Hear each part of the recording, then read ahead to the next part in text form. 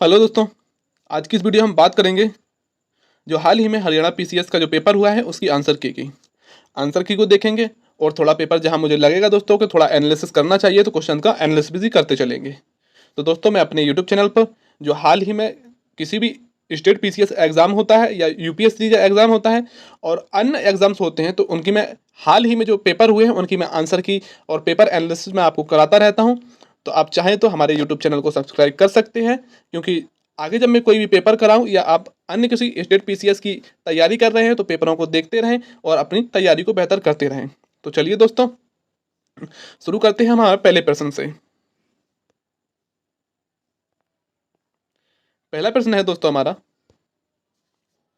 कथन 1 और कथन 2 दिए गए हैं कि उलमा मुस्लिम व्याख्याकार थे जिसने कुरान से उद्धरणों की व्याख्या की। सुल्तान इस्लामिक संस्थाओं एवं कम से कम उत्कृष्ट उलमा का सम्मान प्रकट करने की जरूरत मानते थे। इसमें धार्मिक कारणों एवं उलमा को कार्यालयों, मस्जिद, भवन आदि के प्रतिष्ठान की मंजूरी भी शामिल थी। ऑप्शन ए दोस्तों हमारा करेक्ट है, क्योंकि उलमा जो थे वो मुस्लिम व्याख्याकार थे और जो शासक थे उनको ऊंचा दर्जा देते थे। दूसरा कथन है हमारा कि उलमा केवल, दोस्तों यह जो शब्द आपको कथनों में अगर दिखता है कि केवल, यह दोस्तों तर्क को कमजोर करता है। अगर ऐसे आपको तर्क में दिखते हैं तो वह प्रश्न जो होता है वह ऑप्शंस कमजोर होता है। उलमा केवल धार्मिक पहलू से संबंध रखते थे और राजनीतिक मामलों में दखल नहीं देते। तो ऐसा नहीं है दोस्तों, वह राजनीतिक मामलों भी राजा को सलाह देते। तो हमारा इसका ऑप्शन एक करेक्ट हो जाएगा और दूसरा गलत हो जाएगा। तो दोस्तों हमारा कथन एक सही है और कथन दो गलत है। ऑप्शन इसका जो सही हो जाएगा ऑप्शन सी करेक्ट हो जाएगा, ऑप्शन सी।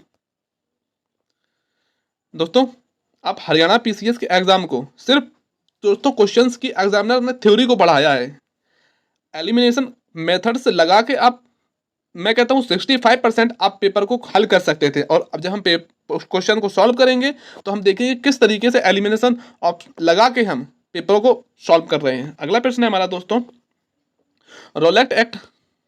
रॉलेट कानून असहयोग आंदोलन दरमियान लागू हुआ। ठीक है, जो भारतीय आंदोलन में भाग लेते उनके विरुद्ध कार्रवाई करने के लिए इसको डिजाइन किया गया था। क्या असहयोग आंदोलन में जो लोग भाग लेते थे उनको, उन पर कार्रवाई करने के लिए रॉलेट एक्ट को लाया गया था? तो नहीं लाया गया था दोस्तों। ऑप्शन ए हमारा गलत हो जाएगा। ऑप्शन बी है, रॉलेट बिल में ज्यूरीज के बिना राजनीतिक मामले सुल्ताने की न्यायाधीशों की अनुमति थी और प्रांतीय सरकारों को विशेष में केंद्र को बिना ट्रायल के दफन का अधिकार था। इसका ना अपील, ना दलील, ना वकील के रूप में सामान्यता वर्णन किया गया है। तो दोस्तों पहला ऑप्शन हमारा गलत हो जाएगा, ऑप्शन दूसरा करेक्ट है। क्यों करेक्ट है? कि जो रॉलेट एक्ट 1919 आया था वह इसीलिए आया था कि जो भारत की स्वतंत्रता में भाग लेने वाले जो ऊंचे लोग हैं उनको ना दलील, ना वकील और ना अपील के जरिए उनको जेल में डाला जा सके। तो ऑप्शन एक गलत है, ऑप्शन दो दोस्तों सही है। इसका जो करेक्ट आंसर हो जाएगा, ऑप्शन एक गलत है और ऑप्शन दो सही है। ऑप्शन डी इसका करेक्ट आंसर हो जाएगा। अगला प्रश्न देखते हैं दोस्तों कि नीचे तो कथन दिए गए हैं, आपको बताना है। अभी कथन ए है, मौर्य साम्राज्य का पतन अशोक के बाद प्रारंभ हो गया। बिल्कुल ठीक है दोस्तों। कारण है कि अशोक ने धम्म विजय की नीति का अनुकरण किया और अपनी सेना विघटित कर दी।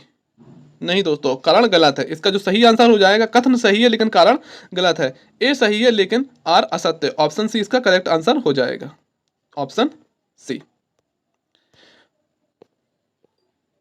इसकी जो पीडीएफ है दोस्तों मैं अपने टेलीग्राम चैनल पे आपको प्रोवाइड करा देता हूं, तो आप उसको चाहे तो डाउनलोड कर सकते हैं और प्रश्नों को बार बार बना सकते हैं, जिससे आप हरियाणा पीसीएस का अगला जब एग्जाम दे तो अपनी तैयारी को और ज़्यादा बेहतर कर सकें।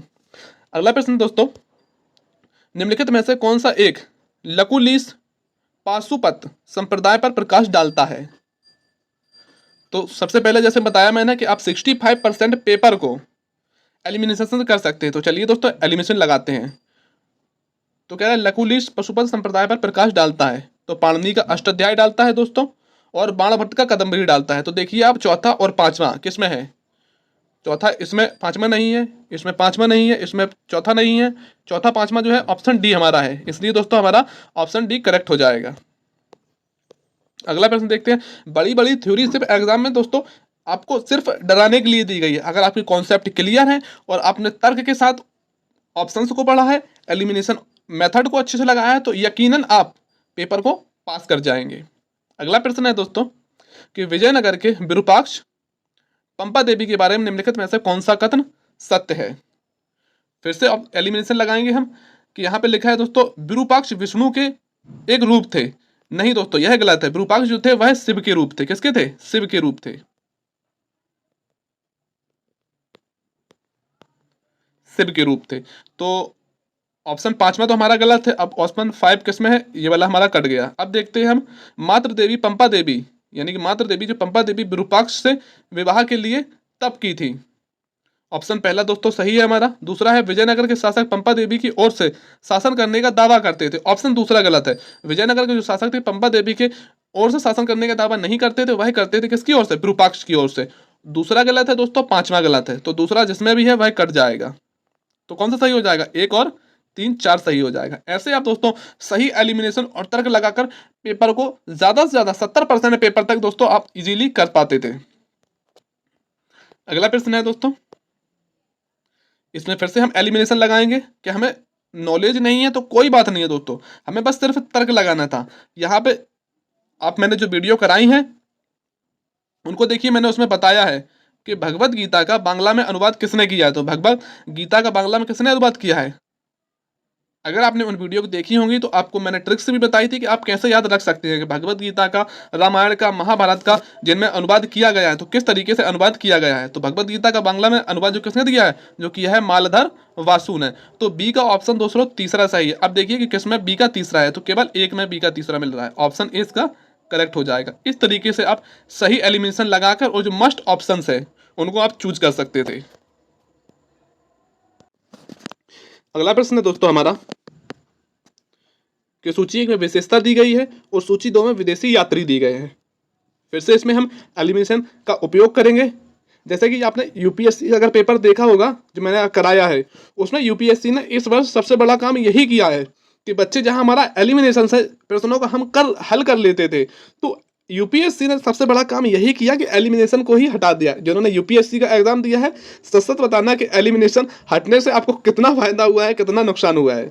एलिमिनेशन से देखिए आप यहाँ पे दिया गया है कि 6 बार भारत की यात्रा किसने की। काफी कॉमन क्वेश्चन है, ज्यादातर जो पीसीएस वगैरह की तैयारी करते हैं सबको पता होता है कि 6 बार जो भारत की यात्रा की किसने की थी? टैवर्नियर की थी। तो इसका आप देख सकते हैं कि बी का चौथा सही हो जाएगा। और बी का चौथा किसमें दिया गया है? बी का चौथा किसमें है? अब देखिए बी का चौथा है सिर्फ ऑप्शन डी में। तो इसलिए हमारा जो करेक्ट हो जाएगा ऑप्शन डी करेक्ट हो जाएगा। एक मिनट दोस्तों, ऑप्शन डी आंसर हमारा करेक्ट हो जाएगा। इस तरीके से आप एलिमिनेशन का यूज करके ज्यादा से ज्यादा प्रश्नों को हल कर पाते हैं आप। चलिए अगला प्रश्न देखते हैं। सिर्फ दोस्तों क्वेश्चंस की थ्योरी बड़ी थी, क्वेश्चन में कोई दम नहीं थी। आपने अगर तैयारी आपको अच्छी नहीं है, थोड़ा सा बेसिक ठीक है, प्रश्नों को आप इजीली हल कर पाते और प्री को अपने क्वालिफाई कर जाते। चलिए दोस्तों अगला प्रश्न देखते हैं कि 1798 में लॉर्ड वेलेजी द्वारा सहायक संधि लागू किया गया। ठीक, अंग्रेजों के साथ जो भी इस संधि में शामिल हुए उनके कुछ नियम एवं शर्तें माननी पड़ी।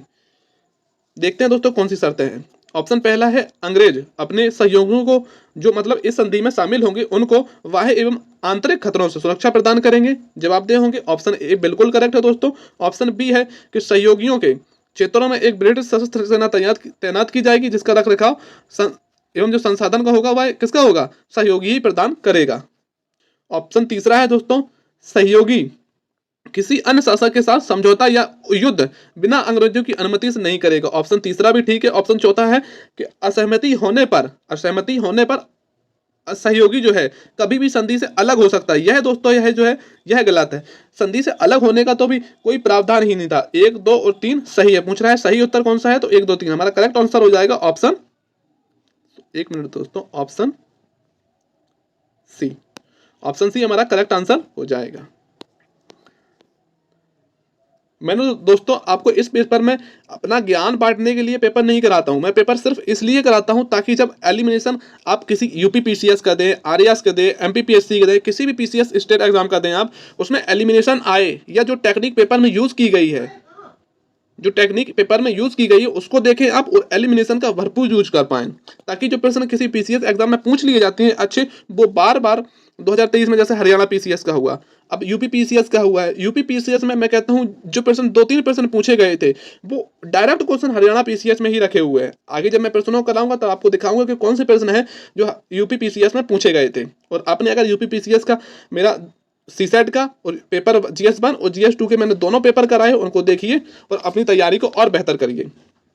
अगला प्रश्न है दोस्तों, यहाँ पे दोस्तों ईस्ट इंडिया के 4 ऑप्शंस दिए गए हैं और सूची 2 की गई थी। इसमें फिर से हम दोस्तों एलिमिनेशन का ही यूज करेंगे। अब देखिए कि मैं कहता हूं कि 70% प्लस पेपर आप एलिमिनेशन से कर सकते थे। कि आपको पता है कि 1853 में क्या हुआ था, 1853 में बंबई से थाने के बीच रेलवे लाइन चली थी। इसका सी का क्या हो जाएगा, सी का चौथा। अब सी का देखिए चौथा किस में है, तो सी का चौथा है ऑप्शन सी में और ऑप्शन बी में। तो हमारे A, C, E सब कट गए और 2 ऑप्शन बचे। फिर से देखिए अब कि ईस्ट इंडिया कंपनी के द्वारा कलकत्ता में सर्वोच्च न्यायालय की स्थापना कब की गई थी, कब की गई थी 1774 में। ये भी काफी कॉमन क्वेश्चन है, तो ए का दूसरा सही हो जाएगा। अब देखिए ए का दूसरा किस में है, ए का दूसरा और सी का चौथा देख लीजिए आप, ऑप्शन सी में हमारा मिल चुका है, इसलिए हमारा ऑप्शन सी बिल्कुल करेक्ट। और कुछ हमें देखने की जरूरत नहीं आती। कार्य वाले जो संहिता अधिनियम है कब का है हमें पता नहीं है तो छोड़ सकते हैं हम। मद्रास जो हार्बर है वो कब का है नहीं पता है तो हम बिल्कुल छोड़ सकते हैं। लेकिन फिर भी देखते हैं कि कॉर्नवालिस जो संहिता अधिनियम है वो कब का है, कब का है वह है, इन चीजों को भी आप याद रखें, कब का है 1793 का है कॉर्नवालिस जो संहिता अधिनियम है। और मद्रास जो हार्बर है वह कब का है, वह है 1881 का। अगला प्रश्न देखते हैं दोस्तों,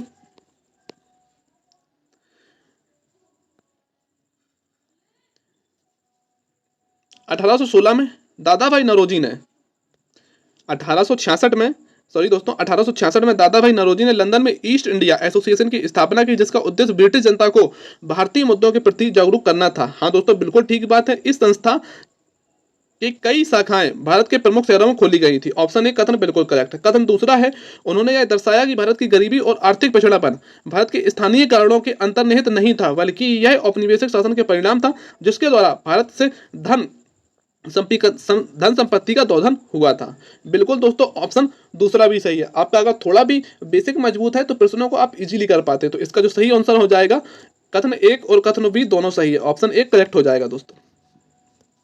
अगला प्रश्न है कि कथन 1 और कारण आर दिया गया है। नवंबर 1933 में इंडियन लेबर जर्नल को भेजे गए संदेश में जवाहरलाल नेहरू ने सामाजिक एवं राष्ट्रीय संघर्षों को बुनियादी बताया और दोनों में से किसी एक से भी समझौते को नकारा। कारण है दोस्तों, उन्होंने श्रमिक वर्ग के साम्राज्यवाद विरोधी संघर्ष में अपनी भूमिका निभाने का आग्रह किया। तो इसका दोस्तों जो करेक्ट आंसर हो जाएगा ए और आर दोनों हो जाएगा, लेकिन व्याख्या आर जो है एक ही सही व्याख्या नहीं करता है। तो इसका करेक्ट आंसर हो जाएगा ए और आर दोनों सही, आर एक ही सही व्याख्या नहीं करता है, ऑप्शन बी करेक्ट हो जाएगा, ऑप्शन बी। जल्दी जल्दी प्रश्नों को दोस्तों करने की कोशिश करते हैं ताकि हमारा टाइम भी बचे और प्रश्नों को हम कर पाएं। आप वीडियो को पॉज करके जो प्रश्न आपको लगता है कि नहीं आता है उसको करने की कोशिश करिए। निम्नलिखित में से कौन सा सेल फेनेरिटिक बनावट का उदाहरण नहीं है, फेनेरिटिक बनावट का उदाहरण नहीं है तो कौन सा है, वह है रियोलाइट। इसका करेक्ट आंसर है ऑप्शन सी। अगला प्रश्न देखते हैं दोस्तों, निम्नलिखित कथनों पर विचार कीजिए, निम्नलिखित कथनों पर विचार कीजिए।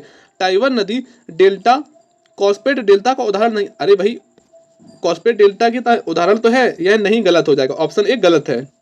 जो टाइवर नदी है वह कॉस्पेट डेल्टा का उदाहरण है। टाइवर नदी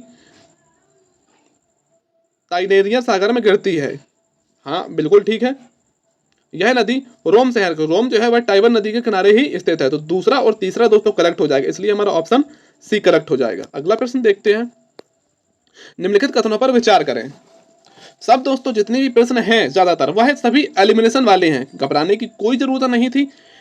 शांति आप बनाए रखते, क्वेश्चन नहीं हो रहे थे तो आप क्वेश्चन को छोड़ते जाते और जो एलिमिनेशन जिनमें लगता है करते जाते, यकीनन आप पेपर को क्वालिफाई कर जाते। वह प्रश्नों की जो थी वह थ्योरी थोड़ी सी ज्यादा थी और पेपर में कुछ नहीं था। प्रश्न है दोस्तों कि आर्कियन सेल प्रणाली भारत की सबसे पुरानी सेल प्रणाली है। बिल्कुल ठीक है बात, आर्कियन जो सेल प्रणाली है भारत की सबसे पुरानी सेल प्रणाली है। सबसे आम आर्कियन सेल जो है वह नीस है। आर्कियन किसमें बदलता है, नीस में, ऑप्शन दूसरा भी ठीक है। धारवाड़ सेल प्रणाली आर्कियन सेल प्रणाली के बाद का हिस्सा है, ऑप्शन तीसरा भी ठीक है। इसका जो करेक्ट आंसर हो जाएगा उपरोक्त सभी, ऑप्शन सी हमारा दोस्तों करेक्ट आंसर हो जाएगा। अगला प्रश्न देखते हैं, दिए गए भौगोलिक भू आकृतियों का दक्षिण से उत्तर की ओर सही क्रम क्या है? भू आकृतियां दी गई हैं और दक्षिण से उत्तर की ओर, यानी कि दक्षिण से उत्तर की ओर क्रम पूछ रहा है। तो सबसे पहले दोस्तों हमारा क्या आएगा? सबसे पहले दोस्तों क्या आएगा? सबसे पहले आएगा साउथ सैंडविच ट्रेंच, और फिर सबसे जो बाद में आएगा वो आएगा क्यूरल ट्रेंच। इसके पहले जापान ट्रेंच। ऑप्शन ए हमारा दोस्तों करेक्ट हो जाएगा। ऑप्शन ए करेक्ट है। इस तरीके से आप एलिमिनेशन लगा के प्रश्नों को कर सकते थे। अगला प्रश्न है दोस्तों,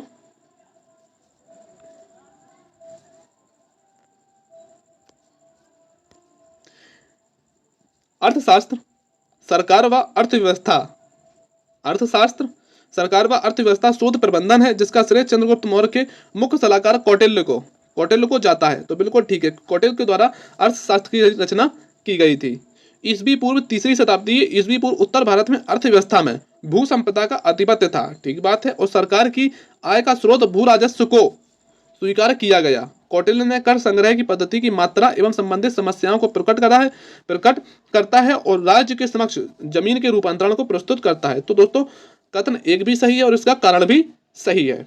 तो एक और दूसरा दोनों सही हो जाएंगे। दोनों कथन एक और दो सही है। ऑप्शन ए करेक्ट हो जाएगा दोस्तों। Option A.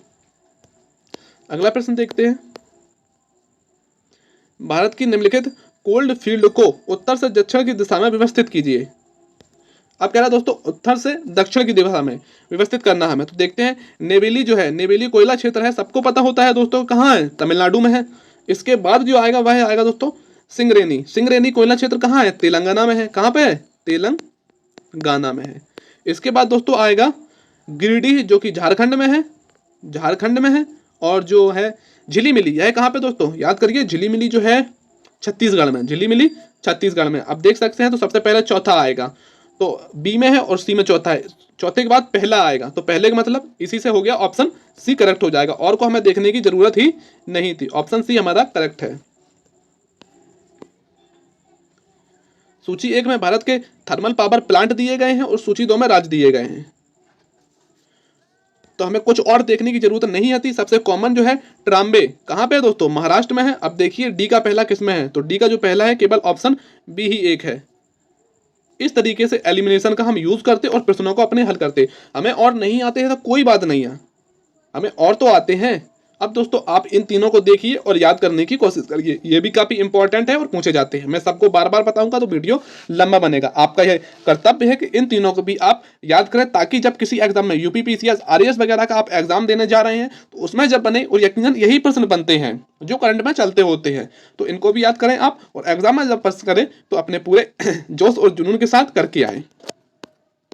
चलिए अगला प्रश्न को देखते हैं। निम्नलिखित को सम्मिलित करिए। फिर से हम दोस्तों एलिमिनेशन का यूज करेंगे। पैसिफिक और फिलीपाइंस प्लेट काफी इंपॉर्टेंट है। पैसिफिक और फिलीपाइंस प्लेट कहाँ पे मिलती है दोस्तों? यह मिलती है अल्सुयस ट्रेंच में। तो दोस्तों यह हो जाएगा पहले का सी सही। अब पहले का सी किसमें है? पहले का सी है केवल ऑप्शन डी में।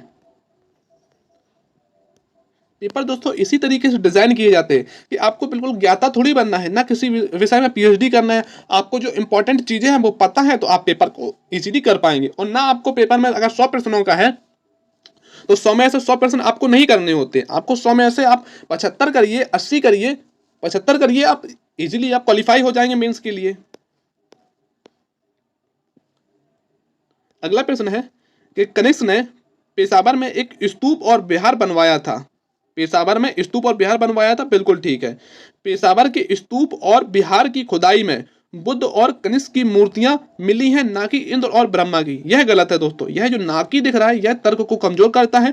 इसमें इंद्र और ब्रह्मा की भी मूर्तियां मिली हैं। ऑप्शन एक, कथन एक सही है, कथन 2 गलत है। कथन एक सत्य है लेकिन कथन 2 गलत है। इसका करेक्ट आंसर हो जाएगा हमारा ऑप्शन सी।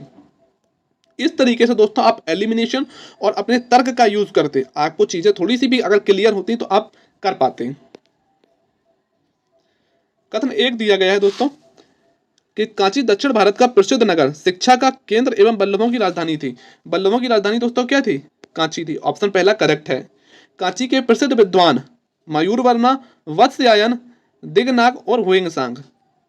कांची के प्रसिद्ध विद्वान हो। वेइंगसंग जो हर्षवर्धन के शासनकाल में आता है, चीनी यात्री था, ना कि कांची का प्रसिद्ध विद्वान था। ऑप्शन दूसरा गलत है दोस्तों, पहला हमारा सही है और दूसरा गलत है। तो कौन सा हो जाएगा? कथन एक सत्य है लेकिन कथन दो गलत है।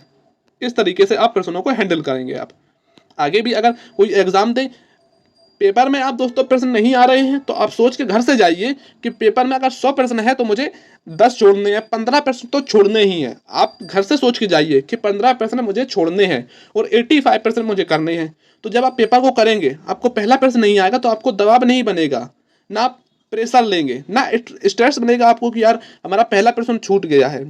तो आप सोचेंगे कि अभी तो मुझे 14 और छोड़ने हैं, अभी तो पहला ही छूटा है। दूसरे पे आएंगे तो दूसरा देखेंगे, दूसरा भी आपको नहीं आता है मान लो, तो दूसरा भी सोच छोड़ देंगे आप। फिर आपको लगेगा अभी तो 2 ही छोड़े हैं मैंने, 13 और छोड़ने हैं अभी। जब तीसरा देखेंगे तो तीसरा आ जाएगा, आपको चौथा आ जाएगा। तो इससे होगा क्या? कन्फ्यूजन नहीं बनेगी आपको और दिमाग आपका खुलेगा और तर्क के आधार पर आप ज्यादा से ज्यादा प्रश्नों को हल कर पाएंगे।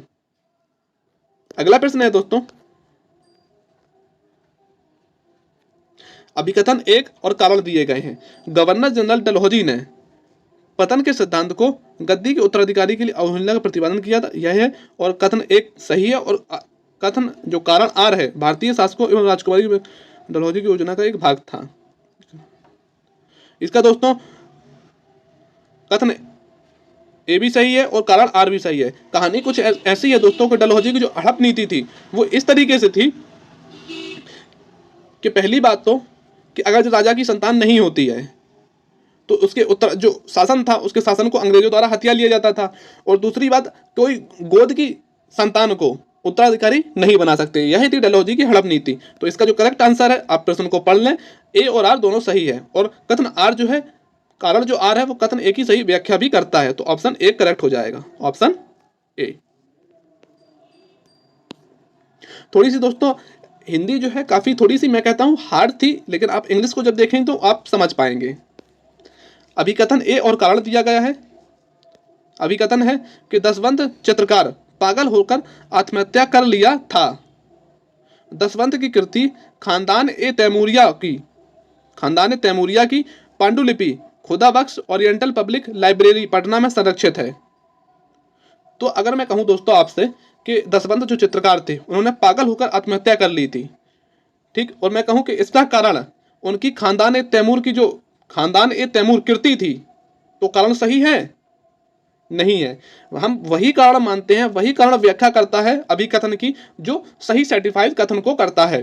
तो इसका ए और आर दोनों सही है कि जो दसवंत जो चित्रकार थे उनकी चित्रकारी का नाम था खानदान तैमूरिया। याद रखेंगे आप, इंपॉर्टेंट है, कई बार पूछी भी गई है। उन्होंने पागल होकर आत्महत्या कर ली थी और इनकी जो पटना में एक लाइब्रेरी में इनकी जो खानदान तैमूरिया है उसे संरक्षित करके रखा भी गया है। तो सही व्याख्या नहीं करता है, ए आर दोनों सही है। तो इसका ऑप्शन बी करेक्ट हो जाएगा। ऐसे प्रश्नों को हल करना था आपको। अगला प्रश्न देखते हैं दोस्तों, जर्मन अर्थशास्त्री जोहान हेनरिक के बारे में दोस्तों दिया गया है। इसमें आपको पूछा है कि कौन से कथन जो है वह असत्य है। क्वेश्चन को आप सही से पढ़िए, पूछा गया असत्य है। इसका जो सही आंसर है दोस्तों, पहला ऑप्शन है पृथक राज्य में एक बाजार क्षेत्र और कृषि आंतरिक इलाका शामिल है। ठीक है, ऑप्शन पहला सही है। आंतरिक इलाका शहर को छोड़कर किसी अन्य बाजार में अधिशेष नहीं भेजता है। आप देख सकते हैं ऑप्शन अगर पहला हमारा सही है तो ऑप्शन पहला किसमें है? ऑप्शन केवल एक में है और कोई ऑप्शन हमें देखने की जरूरत ही नहीं थी। ये होता है एलिमिनेशन। अगला प्रश्न है दोस्तों, सूची 1 और सूची 2 की गई है। इसमें फिर से हम एलिमिनेशन यूज करेंगे कि 5 भारतीय प्रौद्योगिकी IIT 5 IIT की स्थापना किसमें की गई थी? काफी कॉमन क्वेश्चन है। वही क्या की गई? पहली पंचवर्षीय योजना में। तो ए का चौथा सही है। अब ए का चौथा किसमें है? सिर्फ एक में है। और कोई प्रश्न देखने की जरूरत थी दोस्तों? आप खुद बताएं, कुछ नहीं थी। फिर भी देखते हैं कि जो गॉडगिल मॉडल पर आधारित जो योजना थी वह कौन सी थी? तीसरी पंचवर्षीय योजना थी VR गॉडगिल मॉडल पर आधारित। इसके बाद में आप और भी देख सकते हैं कि कौन से ऑप्शन सही हैं। कथन एक है कि औरंगजेब ने चिंतामणि मंदिर को तोड़वाकर कुवैत उल इस्लाम मस्जिद का निर्माण करवाया था। तो पहला कथन दोस्तों बिल्कुल गलत है, क्योंकि कुतुब उल इस्लाम जो मस्जिद है उसका निर्माण करवाया था किसने? कुतुबुद्दीन ऐबक ने, जो कि दिल्ली की सबसे प्राचीन मस्जिद है, जिसने कुतुबुद्दीन ऐबक ने काफी मंदिरों को तोड़वाकर कुतुब उल इस्लाम मस्जिद का निर्माण करवाया था। इसका जो सही ऑप्शन हो जाएगा, कथन 1 गलत है और कथन 2 सत्य है। कथन 1 असत्य है लेकिन कथन 2 सत्य है। ऑप्शन डी इसका करेक्ट हो जाएगा। अगला प्रश्न देखते हैं दोस्तों कि नीचे 2 कथन दिए गए हैं। कथन 1 है विजयनगर जैसे खूबसूरत स्थान को चुनकर विरूपाक्ष एवं पंपा देवी के मंदिर बनाए गए थे। विजयनगर जैसे खूबसूरत शहर को चुनकर विरूपाक्ष एवं पंपा देवी के मंदिर बनाए गए थे। तो हाँ दोस्तों, ऑप्शन पहला सही है। विजयनगर के शासकों ने पूर्वकालिक परंपराओं को अपनाया, उन्होंने नवीनता लाई और उसे आगे विकसित किया। तो दोस्तों दोनों ऑप्शन सही है। कथन 1 और दोनों सत्य हैं। ऑप्शन 1 करेक्ट हो जाएगा। अगला प्रश्न देखते हैं दोस्तों। अभिकथन 1 और अभिकथन 2 दिए गए हैं। अभिकथन जो 1 दिया गया वह दिया गया है दोस्तों कि यूरोपियों ने भारतीय सभ्यता एवं संस्कृति पर दोषारोपण किया, इन्होंने इसे पिछड़ी, असभ्य एवं रूढ़िवादी के रूप में वर्णित किया। बिल्कुल ठीक है दोस्तों अभिकथन। कारण इसका दिया गया है कि 19वीं शताब्दी के प्रारंभ में भारत की शास्त्रीय भाषा एवं साहित्य का अध्ययन करने में रुचि रखते हुए थे और कई छात्रों ने भारत विद्या को लिया और उसमें एक मैक्स मूलर था। तो दोस्तों अगर मैं कहूं कि यूरोपीय कंपनियों ने भारत की संस्कृति को दोषपूर्ण बताया और इसका कारण यह था कि कुछ जो यूरोपीय थे वो भारतीय भाषा एवं साहित्य में रुचि लेते थे और मैक्स मूलर उनमें से एक था, तो यह इसका कारण सही है? बिल्कुल सही नहीं है। आप ऐसे कथन और कारण को सही देख सकते हैं कि कारण सही व्याख्या करता है या नहीं करता है, खुद पर ढालिए आप तो इजीली कर पाएंगे। ए और आर दोनों सही है लेकिन आर सही ए की व्याख्या नहीं करता है। तो ए और आर दोनों सही है लेकिन आर जो है ए की सही व्याख्या नहीं करता है। ऑप्शन बी इसका दोस्तों करेक्ट आंसर हो जाएगा। अगला प्रश्न है कि नीचे 2 कथन दिए। कथन 1 है वायसराय लॉर्ड डफरिन की सलाह एवं मार्गदर्शन में शासकीय निर्देशों के अंतर्गत ए.ओ. ह्यूम के द्वारा भारतीय राष्ट्रीय कांग्रेस की शुरुआत हुई थी। तो बिल्कुल ठीक है दोस्तों कि आप याद करिए 28 दिसंबर 1885 को वायसराय जो डफरिन थे और ए.ओ. ह्यूम के द्वारा भारतीय राष्ट्रीय कांग्रेस की स्थापना की जाती है। और भारतीय राष्ट्रीय कांग्रेस जन समूह में उठते असंतोष के लिए कोमल, सुरक्षित, शांतिपूर्ण, संवैधानिक अभिव्यक्ति और सुरक्षित मूल्य प्रदान करती थी। कि कांग्रेस की स्थापना दोस्तों इसीलिए की गई थी एक सेफ्टी बॉल्व के रूप में, ताकि जो कांग्रेस की स्थापना अंग्रेज सोच रहे थे कांग्रेस की स्थापना कर देते हैं तो जो उठता हुआ जो स्वतंत्रता का जो रास्ता है इससे बच जाएंगे, लेकिन कांग्रेस उसी रास्ते पर चल पड़ी। ए और आर दोनों सही है और आर जो है ए की सही व्याख्या करता है। इसका जो सही कथन हो जाएगा ऑप्शन 1 करेक्ट हो जाएगा दोस्तों, ऑप्शन ए। अगला प्रश्न देखते हैं दोस्तों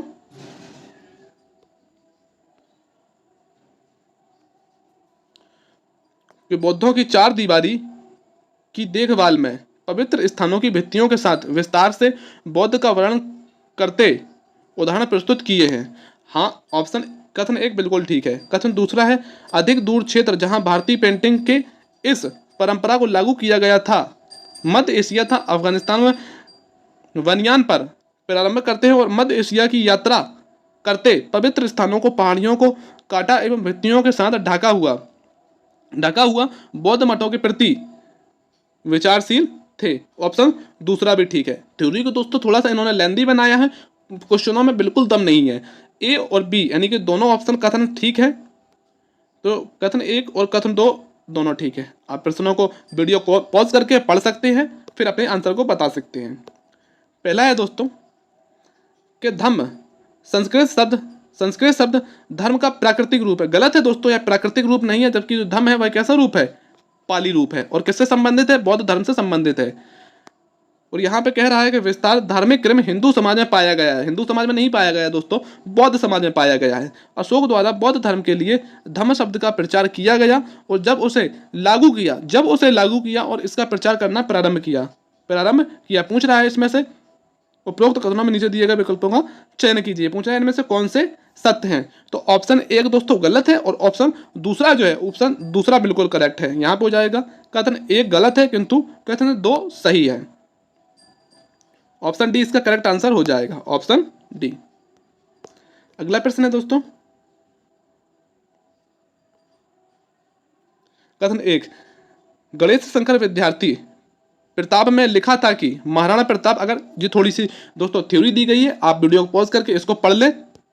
और ऑप्शन दूसरा है 1915 में गणेश शंकर विद्यार्थी राजस्थान से प्रताप नामक पत्रिका निकालते थे। तो दोस्तों यह गलत है। 1915 में जो गणेश शंकर विद्यार्थी थे और वह राजस्थान से नहीं, आप समझते प्रताप पत्रिका समझते राजस्थान समझेंगे तो गलत है। यह कहाँ से निकालते थे? तो कानपुर से निकालते थे। कहाँ से? कानपुर से निकालते थे। इसका जो ऑप्शन एक सही है लेकिन जो ऑप्शन दूसरा है वह गलत है। तो इसका करेक्ट आंसर हो जाएगा कथन एक सत्य है, कथन दो असत्य है। ऑप्शन सी करेक्ट हो जाएगा, ऑप्शन सी। अगला प्रश्न है दोस्तों, कथन एक, 1937 से 1939 में जिन्ना के विरोध के बावजूद कांग्रेस ने विधान परिषद में वंदे मातरम का गायन नहीं छोड़ा। तो पहला दोस्तों सही है। सर सैयद अहमद खान ने कहा था कि पहले वह कांग्रेस के लिए लड़े, अब वह भारत की एकता के विरुद्ध लड़े। तो यह दोस्तों जो दिया गया है, विरुद्ध नहीं, भारत की एकता के लिए लड़ेंगे, यह कहा था। तो पहला गलत है और दूसरा गलत है। पहला सत्य है लेकिन दूसरा असत्य। ऑप्शन सी इसका सही आंसर हो जाएगा दोस्तों। दोस्तों इस प्रश्न में हमें अनुच्छेद दिए गए हैं और प्रावधान दिया गया है। अब दोस्तों देखते हैं इसका इंग्लिश वर्जन, देखते हैं वो ज़्यादा सही हम देख पाएंगे।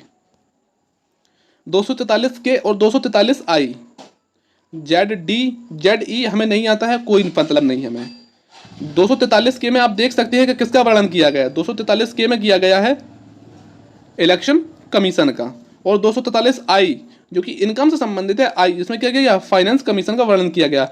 ए का दूसरा सही है और बी का पहला। अब देख सकते हैं कि ए का दूसरा, केवल एक ऑप्शन था। आपको अगर एक भी आता है तो आप इजीली प्रश्नों कर पाते। जो तो अक्सर जो पीसीएस की तैयारी बच्चे करते हैं या आपने की है, तो आप बताइए कि ये चीज़ें याद करने की है या नहीं है। अन्य दो ऑप्शन हमें नहीं आते तो कोई ज़रूरत नहीं, दो आते हैं, दो भी नहीं आते तो एक तो आता है कम से कम। अगला प्रश्न है दोस्तों, यहाँ पे सूची एक दी गई है और सूची दो दिया गया। संस्कृतिकरण किसके द्वारा किया गया, जाति का धर्मनिरपेक्षीकरण किसके द्वारा किया, ये सभी बातें दी गई हैं। लेकिन दोस्तों हमें सिर्फ एक देखना था कि संस्कृतिकरण या पश्चिमीकरण के बारे में जिसने कहा तो वो कौन थे, वह थे MN श्रीनिवास। तो ए का चौथा सही। अब देखिए ए का चौथा किसमें है, ए का चौथा है केवल ऑप्शन बी में। बताइए, मुझे लगता है दोस्तों आपके प्रश्न सही हो रहे होंगे, आपको अंदर से खुशी मिल रही होगी।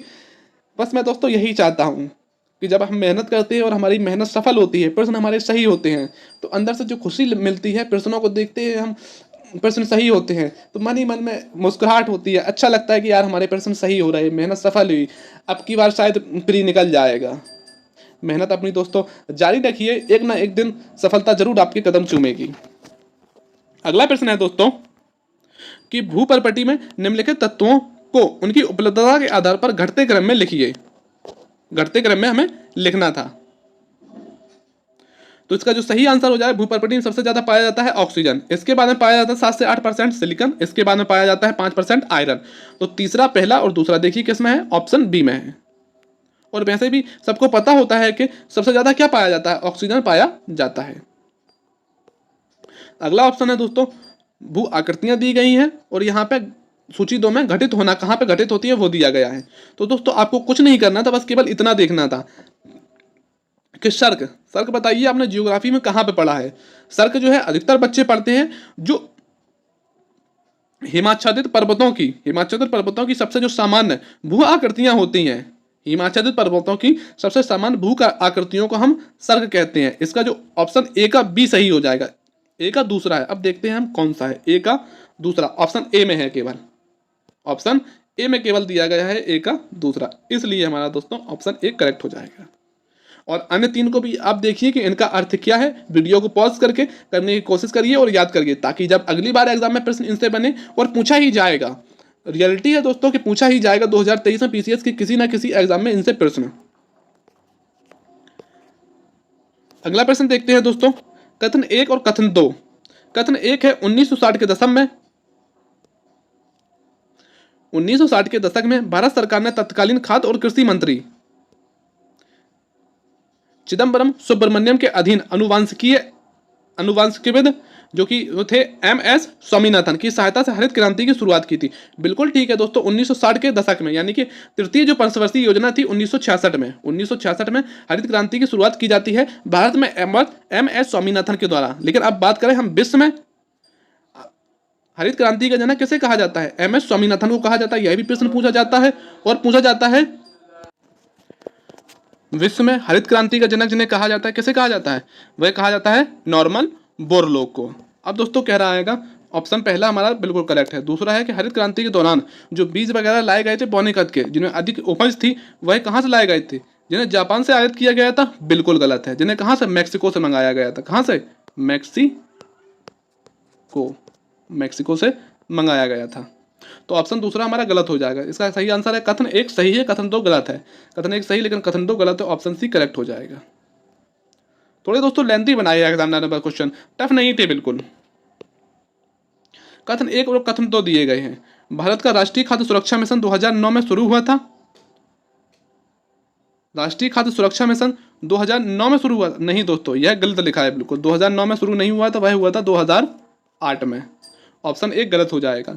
11वीं पंचवर्षीय जो योजना थी 11-12 के अंत तक चावल के वार्षिक उत्पादन 10 मीट्रिक टन, गेहूं का 8 मीट्रिक टन और दालों का 4 मीट्रिक टन वृद्धि के उद्देश्य से शुरू किया गया था। तो यह दोस्तों जो उद्देश्य था वह 11वीं पंचवर्षीय योजना का नहीं था, वह था 12वीं पंचवर्षीय योजना। किसकी? 12वीं पंचवर्षीय को। इसलिए इसका जो सही आंसर हो जाएगा कथन 1 गलत है और कथन 2 भी गलत है। ऑप्शन किसमें है? Option B. Option B correct हो जाएगा।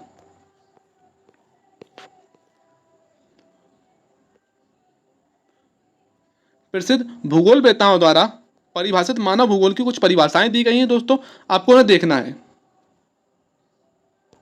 जो पहला ऑप्शन है हमारा, मानव भूगोल मानव समाज और पृथ्वी की सतह के बीच संबंधों का कृत्रिम अध्ययन है। ये किसके द्वारा दिया गया? फेडरिक ज़ेटज़ेल के द्वारा दिया गया। काफी फेमस है दोस्तों और पहला ऑप्शन करेक्ट है। मानव भूगोल अशांत मनुष्य और अस्थिर पृथ्वी के बीच बदलते संबंधों का अध्ययन है। ऑप्शन दूसरा भी सही है, एलन सैम्पल का। ऑप्शन 1 और ऑप्शन दूसरा केवल दोस्तों करेक्ट है हमारा। ऑप्शन 1 और ऑप्शन 2 आप देख सकते हैं दोस्तों, 1 और 2 करेक्ट है और जो कि किसी भी ऑप्शन में नहीं दिए गए, इसलिए हमारा ऑप्शन सी करेक्ट हो गया।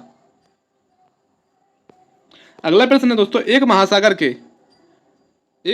के पहले जो क्षेत्र में निम्नलिखित 5 क्षेत्र होते हैं। दोस्तों यह इस तरीके से है जैसे कि आप, यह कुछ है महासागर क्षेत्र, यह कोई महासागर है क्षेत्र है जिसका सबसे गहरा बिंदु यह है, इसका ऊपर वाला बिंदु यह है, इसका ऊपर वाला बिंदु यह दिया गया, इसके और मान सकते हैं आप, ऊपर वाला बिंदु यह दिया गया। जैसे जैसे आप समुद्र में जाएंगे गहराई बढ़ती जाएगी। इसी क्रम में आपको बताना था कि 5 क्षेत्रों के बारे में। तो जो सबसे पहला मिलता है जो क्षेत्र वह मिलता है दोस्तों एपीपेल्जिक। अब देखिए दूसरा किसमें है, तो दूसरा जो दिया गया ऑप्शन केवल बी में दिया गया है, इसलिए हमारा ऑप्शन बी करेक्ट हो जाएगा। अन्य 4 को भी आप याद रखें। मृदाजनिक प्रक्रम दिया गया है और विवरण दिया गया है। यहां पे दोस्तों आपको देखना था सिर्फ केवल किसको देखना था, आपको कौन सा बताइए कौन सा इजी लगता है। आपको लगता है लेटराइजेशन। यह जो प्रश्न है दोस्तों किस तरीके से यूपी पीसीएस में पूछा गया था। यूपी पीसीएस में आप देखो मैं दिखाता हूं, आपने अगर देखा होगा तो आपको पता होगा कि आपको लेटेराइट मृदा से संबंधित पूछा गया था कि लेटेराइट जो मृदा है वो कैसी मृदा है और किन क्षेत्रों में पाई जाती है। तो लेटेराइट जो मृदा है उसमें जो होता है दोस्तों ह्यूम्स और कार्बनिक जो पदार्थ होते हैं उनकी कमी होती है और जो है उष्णकटिबंधीय क्षेत्रों में पाई जाती है। अब इसका जो ऑप्शन सही हो जाएगा ऑप्शन बी देखिए आप, यह उष्णकटिबंधीय और उपोष्णकटिबंधीय पर्वत क्षेत्रों में पाई जाने वाली मिट्टी है। ऑप्शन बी का ऑप्शन दूसरा करेक्ट है। अब देखिए बी का दूसरा किस में दिया गया है, बी का जो दूसरा दिया गया है ऑप्शन सी और बी में दिया गया है। इसके बाद आप देख सकते हैं जो है ऑप्शन ए पॉडजुलाइजेशन, इसका जो सही हो जाएगा ऑप्शन पहला करेक्ट हो जाएगा। आप ऑप्शन पहले को पढ़िए और जो तीसरे का सी है और चौथे का डी है, क्रमशः यही हो जाएंगे। ऑप्शन एक इसका ऑप्शन 1 2 3 4 ऑप्शन सी इसका करेक्ट हो जाएगा दोस्तों। सीधे सीधे आपको केवल लगाने थे। प्रश्नों को दोस्तों आप वीडियो को पॉज करके पढ़ा करें अच्छे से और फिर अपने आंसर को लगाया करें, इसके बाद मेरे आंसर को देखा करें, ताकि आप जब एग्जाम दें या इस तरीके के प्रश्न बने या इससे संबंधित प्रश्न बने तो आप कर पाए। प्राकृतिक संसाधनों के संदर्भ में निम्नलिखित कथनों में से कौन सा से सत्य है? पूछ रहा असत्य है, सत्य नहीं दोस्तों, असत्य है। तो जैविक संसाधन जीवमंडल से प्राप्त संसाधन है और इनमें जीवन होता है, जैसे मनुष्य, वनस्पति, जीव और मत्स्य। ऑप्शन एक जो है, ऑप्शन एक बिल्कुल करेक्ट है दोस्तों। ऑप्शन दूसरा है वे संसाधन जिन्हें भौतिक, रासायनिक या यांत्रिक प्रक्रियाओं के द्वारा पुनः उत्पन्न किया जा सकता है। वे संसाधन जिन्हें भौतिक, रासायनिक या यांत्रिक प्रक्रियाओं के द्वारा पुनः उत्पन्न किया जा सकता है कैसे होते हैं? गैर नवीकरणीय। नहीं दोस्तों, वह होते हैं नवीकरणीय। ऑप्शन दूसरा गलत है। वे संसाधन जो बहुत लंबे समय से भूमि के अंदर हैं, उन्हें बनने में लाखों समय लगते हैं, नवीकरणीय होते हैं। नहीं दोस्तों, वे होते हैं कैसे? गैर नवीकरणीय। ऑप्शन तीसरा भी गलत है, इसलिए हमारा केवल आंसर सही हो जाएगा ऑप्शन एक। अगला प्रश्न है दोस्तों कि निम्नलिखित कथनों पर विचार कीजिए। किसी राज्य में विधानमंडल में लंबित विधेयक उनके सदन या सदनों के सत्रावसान के कारण व्यपगत होगा। दूसरा ऑप्शन है दोस्तों, किसी राज्य की विधान परिषद में लंबित विधेयक जिसको विधानसभा ने पारित किया है, विधानसभा के विघटन पर व्यपगत होगा। तो दोस्तों ऑप्शन जो बी है, ऑप्शन दूसरा करेक्ट है, पहला गलत है और तीसरा गलत है, इसलिए हमारा सही ऑप्शन हो जाएगा केवल दूसरा सही है, ऑप्शन डी। देखिए आप, और पॉलिटी अगर आपने अच्छे से पढ़ी होगी तो यकीनन आप इन प्रश्नों का जवाब दे पाएंगे। अगला प्रश्न है दोस्तों, निम्नलिखित कथनों पर विचार कीजिए। माता पिता या संरक्षक 6 से 14 वर्ष तक की आयु वाले अपने यथास्थिति बालक या प्रतिपाल के लिए शिक्षा का अवसर प्रदान करेंगे। जो दोस्तों जो मौलिक कर्तव्यों से संबंधित प्रश्न है, ऑप्शन पहला बिल्कुल करेक्ट है। ऑप्शन दूसरा है प्रारंभिक शिशावस्था की देखरेख और सभी बालकों को उस समय तक जब तक कि वे 6 वर्ष की आयु पूर्ण ना कर लें शिक्षा प्रदान करने के लिए प्रयास करेंगे। दोस्तों यह मौलिक कर्तव्य नहीं है, यह है जो डीपीएसपी है, डीपीएसपी के शायद आर्टिकल 45 में यह वर्णन किया गया है। तीसरा है दोस्तों प्राकृतिक पर्यावरण की, जिसके अंतर्गत वन, झील, वन और वन्यजीव वगैरह उनकी रक्षा करें, बिल्कुल है दोस्तों मौलिक कर्तव्यों में। और ऑप्शन चौथा है सार्वजनिक संपत्ति को सुरक्षित रखें और हिंसा, ऑप्शन चौथा भी सही है, लेकिन जो दिया गया है गरीबी रेखा के नीचे रह रहे लोगों के लिए प्राथमिक स्वास्थ्य की सुविधाएं प्रदान करें, यह नहीं है। पहला, तीसरा और चौथा करेक्ट हो जाएगा। पहला, तीसरा और चौथा, देखिए किसमें है, पहला, तीसरा और चौथा जो है ऑप्शन बी में है हमारे। अगला प्रश्न देखते हैं।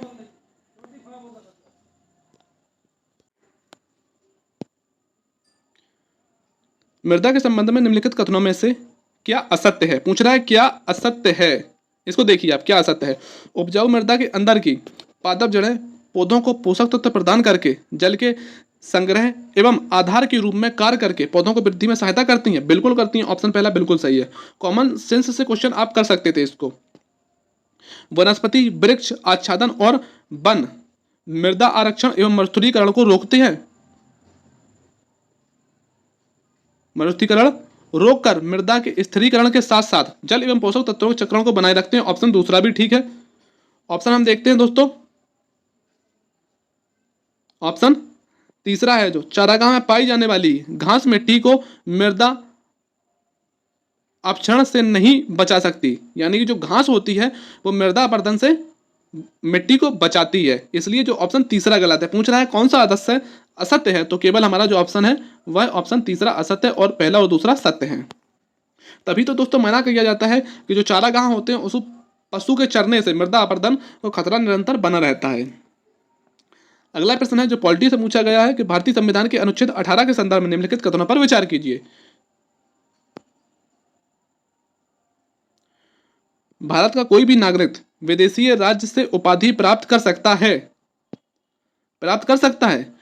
इसमें दोस्तों अनुच्छेद 18 में जो लिखा है वही लिखा है उपाधियों का अंत, यानी कि कोई भी व्यक्ति बगैर राष्ट्रपति की अनुमति के कोई भी उपाधि को प्राप्त नहीं करेगा सिवाय शिक्षा को छोड़कर। भारत का कोई भी नागरिक उपाधि प्राप्त नहीं कर सकता, ऐसा गलत है।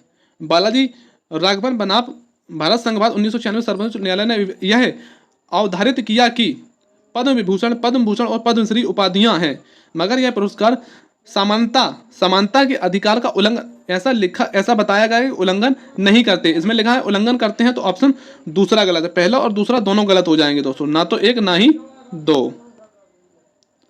अगला प्रश्न है दोस्तों, राज्य के नीति निर्देशक सिद्धांतों के संदर्भ में निम्न कथनों पर विचार कीजिए। राज्य के नीति निर्देशक तत्व, भारतीय संविधान के अंतर्गत राज्य के नीति निर्देशक सिद्धांतों को 3 भागों में विभक्त किया गया है, समाजवादी, गांधीवादी और उदारवादी। इसमें दोस्तों पूछ रहा है, दोस्तों ये प्रश्न जो दिया हैगा वह गलत दिया है आयोग ने। किस तरीके से? इंग्लिश का जब आप देखेंगे तो इंग्लिश में दिया गया है इनकरेक्ट, लेकिन जब आप हिंदी में देखेंगे तो दिया गया है सही है। तो इंग्लिश का ही आयोग मानेगा, जाहिर सी बात है कि हिंदी वाला नहीं मानेगा। अगर हम हिंदी वाला देखें तो प्रश्न गलत आएगा आंसर, इसलिए हम इंग्लिश वाले को ही देख के करेंगे। पूछ रहा है दोस्तों कौन सा इनकरेक्ट है। भारतीय संविधान के अंदर राज्य की नीति निर्देशक सिद्धांतों को 3 भागों में विभक्त किया गया है, यथा समाजवादी, गांधीवादी और उदारवादी। ऑप्शन पहला सही है। पूछ रहा है इनकरेक्ट है, तो पहला सही है। भारतीय संविधान में राज्य के नीति निर्देशक सिद्धांत जो सहकारी समिति अनुच्छेद 43 के अंतर्निहित संबंध है को नेहरू की वस्तुनिष्ठ प्रस्ताव 1946 से लिया गया है। तो दोस्तों ऑप्शन दूसरा गलत है। इसका जो करेक्ट आंसर हो गया, पूछ रहा है इनकरेक्ट कौन सा है, तो ऑप्शन दूसरा इनकरेक्ट है। तो ऑप्शन दूसरा किसमें है? केवल बी, ऑप्शन बी हमारा सही हो जाएगा। यह दोस्तों आयोग की गलती है कि इंग्लिश में सही और हिंदी में गलत दिया है। अब आयोग तो इंग्लिश वाले को ही बोलेगा कि सही मानेंगे, लेकिन जिन बच्चों ने हिंदी वाले को देखा होगा तो यकीनन उनका प्रश्न गलत हुआ होगा। तो मैं दोस्तों यही कहूँगा कि आयोग से, हरियाणा आयोग से या किसी भी स्टेट पीसीएस आयोग से प्रश्नों को, इंग्लिश को ही आप सही ना दें, हिंदी को भी सही दें, ताकि जो बच्चा जल्दी की वजह से हिंदी के प्रश्न को देख कर अपना आंसर लगाए, कम से कम आता हुआ प्रश्न उससे गलत तो ना हो। ये दोस्तों आयोग की बहुत गलती रहती है, जो प्रश्नों को इंग्लिश में तो सही देते हैं। यूपी पीसीएस में दोस्तों ऐसा पॉलिटी का प्रश्न पूछा गया था जिसमें इंग्लिश वाला सही था और मैंने दिखाया था, और हिंदी वाला गलत दिया गया था। अगला प्रश्न है दोस्तों हमारा, कथन 1 दिया गया है कि मौलिक अधिकार न्यायालयों में बाध्य योग नहीं है, तो जबकि बाध्य योग है, तो पहला गलत है। राज्य के नीति निर्देशक न्यायालय में बाध्य योग है, तो बाध्य योग नहीं है, दोनों उल्टे लिखे हुए हैं। तो इसका जो सही आंसर हो जाएगा वह हो जाएगा दोनों असत्य, ऑप्शन बी करेक्ट है। अगला प्रश्न दोस्तों, 1973 में केशवानंद भारती मामले में सर्वोच्च न्यायालय ने बुनियादी ढांचे के सिद्धांत को प्रतिपादित किया गया था। हाँ ठीक है, दिया गया था। और भारतीय संसद के पास पूरे संविधान में संशोधन करने की शक्ति है? नहीं है। क्यों नहीं है? कि कल को अगर संसद चाहे तो मौलिक अधिकारों को हटा सकती है, तो नहीं हटा सकती। इसलिए जो बुनियादी ढांचे का सिद्धांत दिया गया है, पहला सही है लेकिन दूसरा गलत है। तो पहला कथन सही लेकिन दूसरा गलत, ऑप्शन सी ऐसा हमारा सही हो जाएगा। अगला प्रश्न है दोस्तों, थोड़ी स्पीड बढ़ाते हैं दोस्तों, कम प्रश्न हुए हैं, टाइम ज़्यादा लग रहा है। आप वीडियो को पॉज करके प्रश्नों को कर लीजिए करिए। निम्नलिखित को कालानुक्रम में व्यवस्थित करें। तो जो दोस्तों ट्रैक होती है आपको याद होगा, कौन सी होती है? CAK। तो सबसे पहले होता है चंपारण 1917, इसके बाद होता है अहमदाबाद जो मजदूर संघ होता है, इसके बाद के यानी कि खेड़ा होता है। तो DBA किस में है? ऑप्शन सी में है, तो इसलिए सही हो जाएगा। एक ट्रिक को आप याद रखें, इजीली कर पाएंगे। रॉलेट एक्ट 1919 का है दोस्तों। अगला है दोस्तों कि अनुसूची दी गई है और प्रावधान दिया गया है। इनको दोस्तों देखते हैं कि प्रथम अनुसूची, आपको अगर पीसीएस का किसी का एग्जाम दे रहे हैं तो अनुसूची आपको याद होनी ही चाहिए दोस्तों। प्रथम अनुसूची में क्या है? प्रथम अनुसूची में क्या है कि राज्य और केंद्र शासित प्रदेश के कहा गया है कि भारत में 28 राज्य और 8 केंद्र शासित प्रदेश हैं। तो इसका जो दोस्तों पहले का ए सही है। दूसरा है द्वितीय अनुसूची में क्या लिखा है? द्वितीय अनुसूची में शपथ है, काफी बच्चों ने इसे गलत किया होगा। द्वितीय अनुसूची में है वेतन भत्ते। तृतीय अनुसूची में है शपथ। चतुर्थ अनुसूची में है राज्यसभा सीटों के लिए प्रावधान किया गया, आवंटन किया। पंचम है अनुसूचित जाति जनजाति क्षेत्रों के बारे में। छठी अनुसूची में दिया गया है असम। AM-TM को आप याद रखें, AM और TM। AM-PM तो याद रखता है, लेकिन AM-TM को याद रखते असम, मेघालय, त्रिपुरा और मिजोरम। असम, मेघालय दोस्तों, इसमें याद रखें कि मणिपुर शामिल नहीं है। 4 राज्यों के बारे में, जनजातीय क्षेत्रों के बारे में विशेष प्रावधान किया गया है। किसमें? असम, मेघालय, त्रिपुरा और मिजोरम के बारे में। अगला प्रश्न है, सूची 1 को सूची 2 से मिलाना है। S खिलनानी, रजनी कोठारी, R गुहा और अतल कोहली। इसका जो दोस्तों करेक्ट आंसर हो जाएगा ऑप्शन ए। ऑप्शन ए इसका करेक्ट हो जाएगा। सीधे सीधे लिखे मैच किए हुए हैं, आप देख सकते हैं इनको। अगला प्रश्न हो जाएगा दोस्तों, पॉलिटी से है, अनुच्छेद 356 के अनुसार केवल बाहरी थ्रेट के आधार पर सरकार आपातकाल की घोषणा कर सकती है। आपातकाल की जो राष्ट्रीय आपात लगाया जाता है दोस्तों, ना कि 356 बल्कि 352 के आधार पर लगाया जाता है। 352 के आधार पर भी तीन आधार पर कोई युद्ध हो जाए, कोई युद्ध हो, बाहरी आक्रमण हो जाए, और 44वें संविधान संशोधन के द्वारा आई थिंक कि आंतरिक अशांति के स्थान पर सशस्त्र विद्रोह को जोड़ा गया। तीन आधार पर अनुच्छेद 352 के तहत राष्ट्रीय आपात लगाया जाता है, ना कि 356 के तहत। ऑप्शन पहला तो दोस्तों गलत हो जाएगा। ऑप्शन दूसरा है कि आपात स्थिति की उद्घोषणा के साथ ही शक्तियों के बंटवारे का संघीय ढांचा व्यवहारिक तौर पर निष्प्रभावी हो जाता है और समस्त शक्तियां जो केंद्र के हाथों में चली जाती हैं। ऑप्शन दूसरा बिल्कुल ठीक है। ऑप्शन तीसरा है कि आपातकाल के दौरान ही संविधान का 42वां संशोधन पारित हुआ था 1976, बिल्कुल ठीक है दोस्तों। और चौथा है 42वें संशोधन के जरिए कुछ अनेक बदलाव आए थे, जिनमें से लेजिस्लेचर के कार्यकाल को 5 वर्ष से बढ़ाकर 7 वर्ष किया गया था। दोस्तों ऐसा नहीं है, 5 वर्ष से बढ़ाकर कितना किया गया था, 6 वर्ष किया गया था। तो इसका जो ऑप्शन जो सही है वह है हमारा दोस्तों पहला गलत है। पूछ रहा है इसमें कौन सा सही है, तो दूसरा सही है हमारा और तीसरा सही है। दूसरा और तीसरा सही है, ऑप्शन सी करेक्ट हो जाएगा। अगला प्रश्न देखते हैं दोस्तों कि संविधान सभा द्वारा किए गए कार्यों को सही क्रम में व्यवस्थित कीजिए। संविधान सभा द्वारा किए गए कार्यों को व्यवस्थित कीजिए। तो इसका जो सही आंसर हो जाएगा दोस्तों, काफी क्लोज ऑप्शन है। इसमें मैं कहूंगा कि एलिमिनेशन आप लगाया होगा तो गलत लगा होगा। क्यों गलत लगा होगा आप देखिए आप कि 17 दिसंबर 1946 को 17 दिसंबर 1946 को क्या हुआ दोस्तों, पहले देखते हैं कि भारत कॉमनवेल्थ में कब शामिल हुआ। यानी कि राष्ट्रमंडल में जो भारत शामिल हुआ वह शामिल हुआ था राष्ट्रमंडल में। भारत राष्ट्रमंडल में 1945 में शामिल हुआ, ठीक है।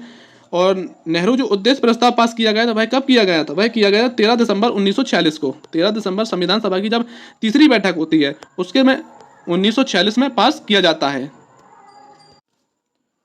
संविधान सभा में बी आर अम्बेडकर का प्रथम जो अधिवेशन हुआ था वह हुआ था, जो पहले अधिवेशन का बात कर रहा है दोस्तों, ना कि बाद वाले की, वह हुआ था 17 दिसंबर 1946 को। कब हुआ था, 17 दिसंबर 1946 को।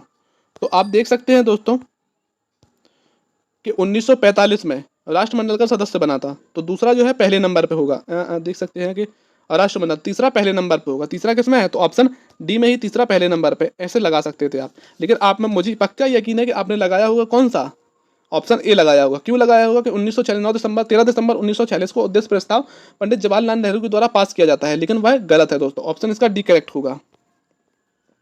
अगला प्रश्न है दोस्तों, बांध दिए गए हैं, पूछ रहा है नजाम सागर बांध और नाथपा झाकरी बांध। आपको सभी पता नहीं है, कोई बात नहीं, आपको पता होगा नाथपा झाकरी बांध। नाथपा झाकरी बांध कहाँ है, सतलुज नदी पर है। तो देखिए सी का चौथा कहाँ है, सी का चौथा किसमें है, सी का चौथा ऑप्शन ए में है। तो इसलिए हमारा ऑप्शन ए करेक्ट हो जाएगा दोस्तों, ऑप्शन ए। अगला प्रश्न देखते हैं, सूची 1 को सूची 2 से मिलाना था। इसका तो दोस्तों काफी फेमस है, स्टॉप एंड गो डिटर्निज्म, जो दिया गया है भूगोल वेत्ता जिन्होंने दिया वह दिया है ग्रिफिथ टेलर के द्वारा। तो ए का दूसरा सही है। अब ए का दूसरा देखिए किसमें है, ए का दूसरा जो है वह ऑप्शन ए में है। किसमें है, ऑप्शन ए। तो इसका करेक्ट आंसर हो जाएगा ऑप्शन ए। ऐसे आपको एलिमिनेशन लगाना था, और जो फेमस पॉइंट थे उनको आपको अगर याद होता तो कर पाते। स्टॉप एंड गो डेटा जो मैनेजमेंट है वह ग्रिफिथ टेलर के द्वारा दिया गया है। अब दोस्तों आर्टिकल दिए गए हैं राष्ट्रपति से संबंधित और अन्य से भी संबंधित है। जैसे कि अनुच्छेद 61 में क्या है, अनुच्छेद 61 में जो दिया गया है वह दिया गया है राष्ट्रपति का क्या दिया गया है, अनुच्छेद 61 में है राष्ट्रपति पर महाभियोग, 72 में है क्षमादान की राष्ट्रपति की शक्ति, 54 में है राष्ट्रपति का चुनाव, 123 में है अध्यादेश और 76 में है मान्यवादी।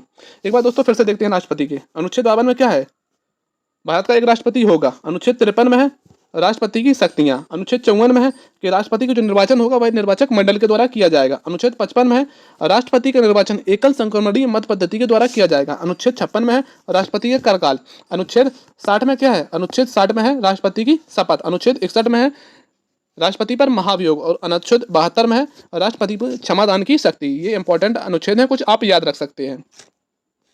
अगला प्रश्न है दोस्तों, सूची 1 और सूची 2 दी गई है।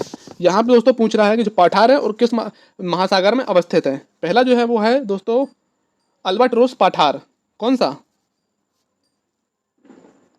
अल्बाट्रोस पाठार कहाँ है दोस्तों? यह है दक्षिण पूर्वीय प्रशांत महासागर में। इसका जो सही हो जाएगा ऑप्शन ए का तीसरा। ए का तीसरा किस में है? तो ऑप्शन बी में है।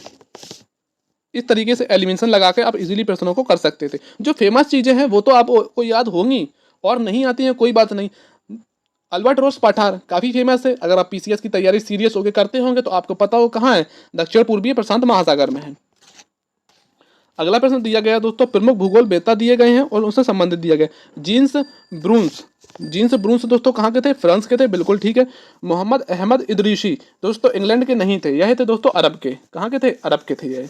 इसके बाद में दिया गया है डेविड हॉर्वे। डेविड हॉर्वे दोस्तों स्पेन के नहीं थे। डेविड हार्वे जो थे वह कहाँ के थे? वह थे डेविड हार्वे स्पेन का दिया, इंग्लैंड के थे। इसके बाद में दिया गया है ग्रेहार्ड स्कॉट, यह जर्मनी के थे। तो कोई पूछ रहा है इसमें कब पूछ रहा है कि सही है, तो ऑप्शन पहला हमारा सही है और ऑप्शन चौथा सही है। तो किसका इसका हो जाएगा ऑप्शन एक करेक्ट हो जाएगा। ऑप्शन पहला और ऑप्शन चौथा करेक्ट हो जाएंगे हमारी।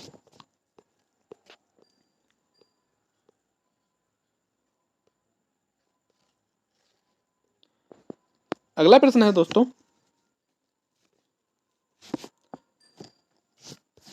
भारत में पाई जाने वाली मृदा के संबंध में दिया गया था। यूपी पीसीएस में भी ऐसा प्रश्न पूछा गया था दोस्तों। इसमें आपको करना कुछ नहीं है, करेबा आपको पता होगा, करेबा मृदा है जो कश्मीर में केसर के लिए फेमस है। ऑप्शन दूसरा हमारा बिल्कुल ठीक है। पूछ रहा है सही उत्तर को चुनिए। लेटेराइट, ये मृदाएं आपको पता होगा, लेटेराइट मृदा में क्या होती है? लेटेराइट मृदा में ये मृदाएं ह्यूम्स और कार्बनिक पदार्थों से भरपूर होती हैं, लेकिन अधिक वर्षा होने के कारण इनमें ह्यूम्स और कार्बनिक पदार्थों की भरपूर नहीं, कमी होती है। तो चौथा ऑप्शन हमारा गलत हो गया।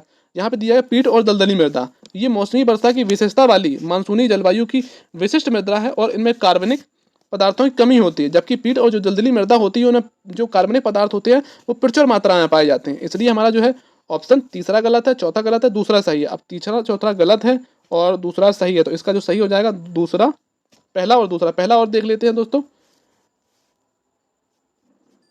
सब मोडेन मृदा ये अपर्दित सामग्री के जमाव से बनती है तथा जम्मू कश्मीर के असम तथा असम तक फैले तराई क्षेत्र में पाई जाती है। सब मोटेन मृदा, तो पहला और दूसरा दोस्तों इसका सही हो जाएगा, पहला और दूसरा। ऑप्शन ए इसका बिल्कुल करेक्ट आंसर है। अब दोस्तों कितनी भी जल्दी करेंगे एक्सप्लेन तो थोड़ा भी करना पड़ेगा, ताकि जब इससे अन्य क्वेश्चन बने तो आपके पेपर देखे से क्या फायदा है? पेपर देखे से आपका क्या फायदा? पेपर आप इसीलिए देख रहे हैं कि एक्सप्लेन देखें कि हम किस तरीके से क्वेश्चन को कर पा रहे हैं। बस जहां मुझे लगता है कि एक्सप्लेन करना चाहिए मैं वहां आपको एक्सप्लेन करता हूं। भारत में फसलों के मुख्य मौसम के संदर्भ में निम्नलिखित कथनों में से कौन से सत्य हैं? असत्य है पूछ रहा है दोस्तों, असत्य है। तो सबसे पहले देखते हैं सत्य कौन से हैं। खरीफ और रबी शब्द अरबी भाषा से उत्पन्न है, बिल्कुल ठीक है। जहां खरीफ का अर्थ है शरद ऋतु, वहीं रबी का अर्थ है बसंत ऋतु। ऑप्शन पहला सही है दोस्तों। खरीफ की फसलों को बढ़ने के लिए ठंडे मौसम गलत है दोस्तों, ठंडे मौसम की आवश्यकता नहीं होती है। रबी की फसलों को आमतौर पर अधिक पानी की आवश्यकता होती है और उन्हें मानसून फसलें कहा जाता है। रबी की फसलों को अधिक पानी की आवश्यकता होती है। देखते हैं चौथा है दोस्तों, जायद गर्मियों के महीने के दौरान फसलों का एक छोटा मौसम है। ऑप्शन दोस्तों चौथा ठीक है, पहला सही है, चौथा सही है। अब देखिए किस में है, तो ऑप्शन तीसरा जो है हमारा गलत है, पहला और चौथा सही है। ऑप्शन बी करेक्ट हो जाएगा। इस तरीके से हम कर सकते हैं कि हमें प्रश्न सभी नहीं आते हैं, कोई बात नहीं, हमें ऑप्शन सभी नहीं आ रहा है, कोई बात नहीं, हमें जो आ रहा है उनको तो देख सकते हैं। हमें पता है पहला और चौथा सही है, लेकिन पूछ रहा है इनमें असत्य बता रहा है। सॉरी दोस्तों, इसमें पूछ रहा है असत्य कौन से हैं, तो दूसरा और जो तीसरा है, दूसरा और तीसरा इसमें सही है। इसका सही आंसर हो जाएगा ऑप्शन डी करेक्ट हो जाएगा।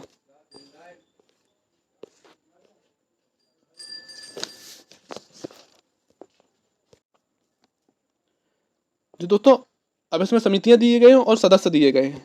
आपको लोक लेखा समिति तो पता ही होगी। लोक लेखा समिति में 22 सदस्य होते हैं, जिसमें 15 लोकसभा है और 7 राज्यसभा से होते हैं। तो बी का पहला सही है। बी का पहला आप देखिए किस में है, बी का पहला डी में है और पहले में है। और अनुमान समिति में कितने होते हैं? अनुमान समिति में होते हैं 30 सदस्य। तो ए का दूसरा सही, ऑप्शन ए इसका करेक्ट हो जाएगा। आप इस तरीके से दोस्तों कर सकते थे। अगर आपको पूरे नहीं आते हैं, 2 आते हैं, 1 आते हैं, तो एलिमिनेशन का यही फायदा होता है। और यूपीएससी ने सबसे बड़ा जो घोटाला किया है वो एलिमिनेशन को ही इस वर्ष हटा दिया है। जितने यूपीएससी वाले थे, जितने स्टूडेंट्स से मेरी बात हुई है, सभी ने यही कहा है कि पेपर तो इस साल का बिल्कुल बिगड़ ही गया है। देखते हैं कट ऑफ यूपीएससी की इस वर्ष कितनी जाती है। अनुच्छेद दिए गए हैं दोस्तों और प्रावधान दिया गया है।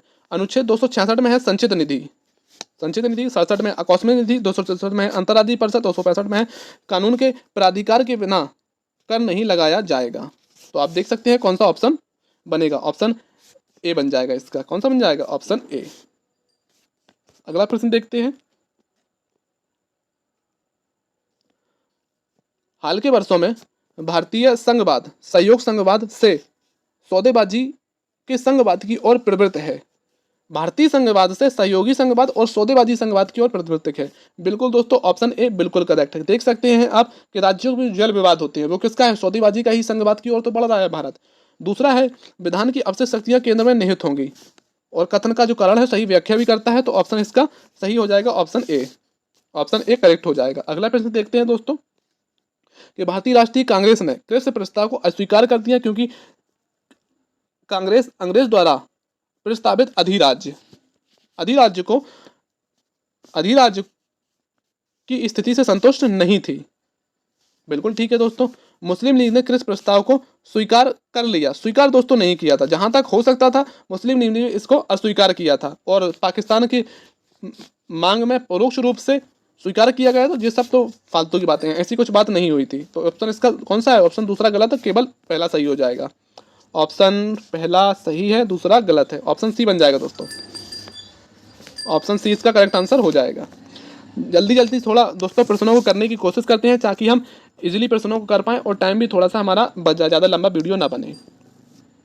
समितियां दी गई दोस्तों और पूछ रहा है ये है दोस्तों, इसमें हम एलिमिनेशन नहीं लगा सकते। ऐसे ही यूपीएससी ने इस वर्ष जितने प्रश्न पूछे थे ऐसे पूछे थे, केवल एक युग में सही है, केवल 2 सही है, केवल 3 है, ऐसे प्रश्न यूपीएससी ने पूछे थे। अब इसमें आप एलिमिनेशन नहीं लगा सकते। सभा समिति जवाहरलाल नेहरू नहीं थे, संघ शक्ति समिति के जवाहरलाल नेहरू थे, लेकिन ऑप्शन 2 का जे गलत है, ऑप्शन दूसरा भी गलत है, ऑप्शन तीसरा भी गलत है। मौलिक अधिकार उप समिति के जेबी कृपलानी थे, ऑप्शन हमारा एक सही है, ऑप्शन 5वां भी गलत है। तो इसका जो सही आंसर हो जाएगा केवल एक युग में सम्मिलित है। अधिकार के घोषणा पत्र के संदर्भ में निम्नलिखित कथनों पर विचार कीजिए। 1930 में मोतीलाल नेहरू ने अधिकारों का एक घोषणा पत्र प्रस्तुत किया था। तो ऐसा कुछ नहीं है दोस्तों, 1930 में नहीं किया था, यह 1928 में किया था। अधिकारों का घोषणा पत्र सरकार को नागरिकों के अधिकारों के विरुद्ध काम करने से रोकता है और उनका उल्लंघन होने पर उपचार सुनिश्चित करता है। ऑप्शन दूसरा बिल्कुल ठीक है, सरकार मौलिक अधिकारों के प्रयोग पर औचित्यपूर्ण प्रतिबंध लगा सकती है। हाँ दोस्तों, बिल्कुल लगा सकती है कि वर्तमान में कोरोना टाइम पे हम घर से बाहर नहीं जा सकते थे, क्योंकि हमारा अधिकार है घूमने फिरने का, आवागमन का, क्यों नहीं कर पा रहे थे। यही है कि सरकार जो है औचित्यपूर्ण मौलिक अधिकारों पर प्रतिबंध लगा सकती है। दूसरा और तीसरा करेक्ट हो जाएंगे, तो इसका आंसर जो सही हो जाएगा ऑप्शन बी हमारा आंसर सही हो जाएगा। अगला प्रश्न है दोस्तों कि मुस्कान पहल से संबंधित निम्नलिखित पर गौर करें। मुस्कान पहल से संबंधित निम्नलिखित पर गौर करें। इसका जो दोस्तों आप प्रश्न को पॉज करिए, आंसर को देखिए अपने, मैं आपको आंसर बता देता हूँ। इसका जो करेक्ट आंसर है वह है ऑप्शन सी। 1 और 3 इसके करेक्ट हो जाएंगे। मुस्कान पहल का संबंध है, अब देख लीजिए क्या है। अगला प्रश्न है दोस्तों कि निम्नलिखित का मिलान कीजिए। तो आपको अगर थोड़ा भी पता होगा कि यूनानी है, यूनानी है जो कह सकते हैं, जो एक तरह से जो पद्धति है वह मिस्र, अरब, भारत, ईरान सभी से मिलकर बनी हुई। इसका जो करेक्ट आंसर हो जाएगा तीसरे का ए सही है। अब तीसरे का ए देखिए किस में है, तीसरे का ए, और तीसरे का ए किस में है, सी और डी में मिल रहा है। अब और देखिए आप, जो सिद्ध है दोस्तों, सिद्ध के बारे में कहा जाता है जो एंटीबायोटिक वगैरह जो इलाज का तरीका है वो सिद्ध में आता है। ए दूसरे का डी सही हो जाएगा, दूसरे का डी, ऑप्शन सी करेक्ट हो गया दोस्तों, ऑप्शन डी।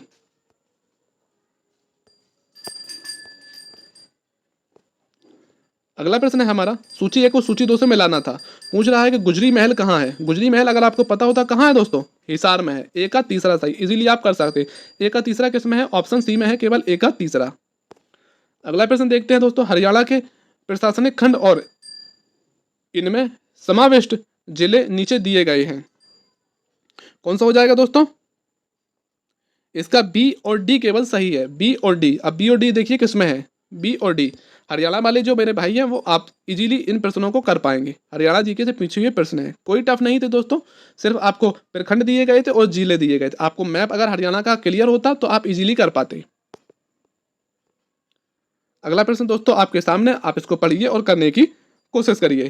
पहला है दोस्तों, अभिकथन दिया गया जब कोई कृत्रिम उपग्रह पृथ्वी के चारों ओर वृत्तीय कक्षा में नियत गति से चक्कर लगाता है तो उसका वेग स्थिर नहीं होता, क्योंकि उपग्रह की गति जो है दिशा लगातार बदलती रहती है। हाँ दोस्तों, उसकी जो जब दिशा बदलती रहती है तो गति भी बदलती रहेगी। और अभी कहते हैं ना, ठीक है, कारण दिया गया है कि पृथ्वी का गुरुत्वाकर्षण बल उपग्रह को अपने चारों ओर वृत्तीय कक्षा में रखता है। तो दोस्तों ऑप्शन आर इसलिए गलत है क्योंकि जो गुरुत्वाकर्षण लगता है वह अपने अभिकेंद्रीय बल के कारण चक्कर लगाता है। अभिकेंद्रीय बल क्यों होता है? वह गुरुत्वाकर्षण के बल होता है। इसलिए दोस्तों ऑप्शन आर जो है कारण इसका सही नहीं है, ऑप्शन ए सही है। आंसर हो जाएगा ए सत्य है लेकिन आर असत्य है।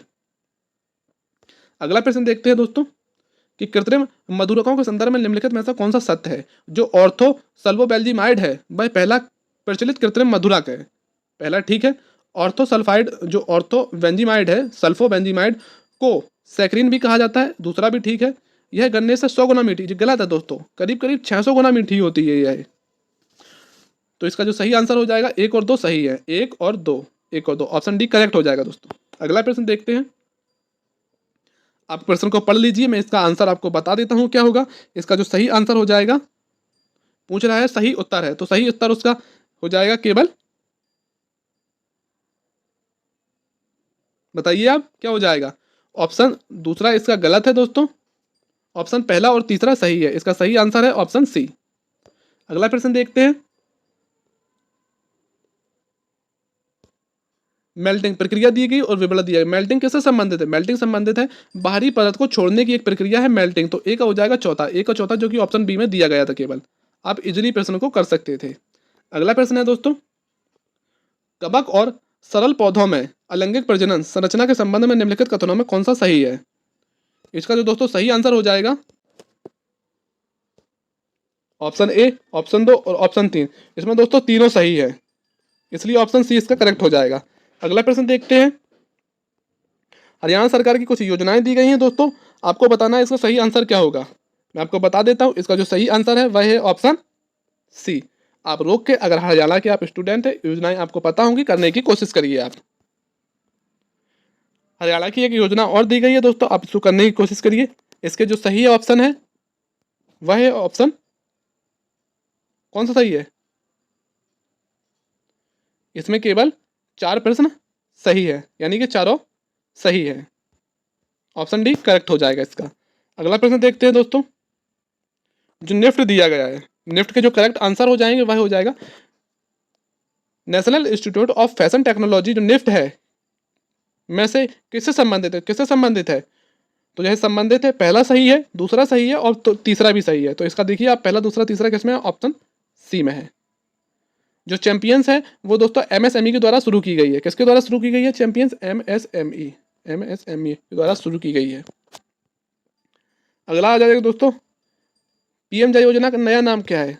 काफी इजी क्वेश्चन है। तो इसका जो नया नाम है प्रधानमंत्री भारतीय जन औषधि योजना है। ऑप्शन सी तीसरा करेक्ट हो जाएगा।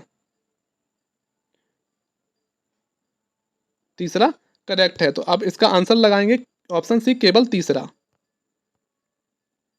यहाँ पे दोस्तों क्वेश्चन दिए गए, आप वीडियो को पॉज करके क्वेश्चन करिए, मैं आपको इसका आंसर बता देता हूं क्या होगा।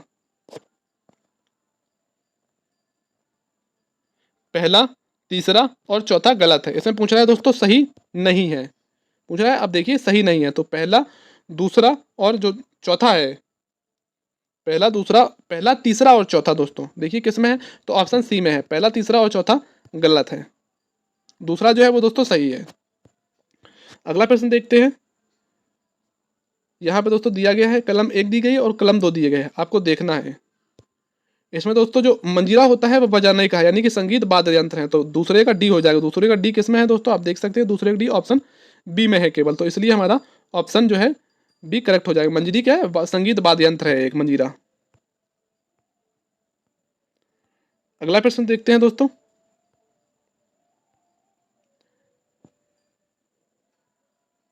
यहाँ पे दोस्तों जो दिए गए हैं सीमा से संबंधित है कि कौन सी कहाँ एक दूसरी सीमाओं को छूते हैं। तो इसका जो करेक्ट आंसर हो जाएगा वह हो जाएगा ऑप्शन डी, 1 और 3 इसका करेक्ट आंसर है। 1 और 3। अगला प्रश्न देखते हैं दोस्तों। अग्निपथ से संबंधित यह योजना है, आपके सामने है, आप इसको पॉज करके पढ़िए और क्वेश्चन को करने की कोशिश करिए। इसका जो करेक्ट आंसर है दोस्तों, इसका करेक्ट आंसर है ऑप्शन सी। पहला और तीसरा इसका सही है, पहला और तीसरा। अगला प्रश्न देखते हैं दोस्तों। ईवीएम के बारे में दोस्तों आपसे पूछा गया है, आप प्रश्न को करने की कोशिश करिए। इसका जो करेक्ट आंसर है वही है पहला और दूसरा। पहला और दूसरा करेक्ट है, इसलिए हमारा ऑप्शन सही हो जाएगा, ऑप्शन ए। अगला प्रश्न है दोस्तों, रासायनिक यौगिक दिए गए हैं और इनका उपयोग दिया गया है। नॉरेथिंड्रोन होता है दोस्तों, किससे संबंधित होता है? यह संबंधित होता है प्रतिजनक एक क्षमता औषधि है यह। ए का दूसरा सही हो जाएगा, ए का दूसरा आप देख सकते हैं ऑप्शन बी में है, तो हमारा ऑप्शन बी करेक्ट हो जाएगा। अगला प्रश्न देखते हैं दोस्तों, परजीवी के संदर्भ में निम्नलिखित में से कौन से कथन सत्य हैं? परजीवी के संबंध में निम्नलिखित में से कौन से कथन सत्य हैं? तो इसका जो सही आंसर आ जाएगा दोस्तों,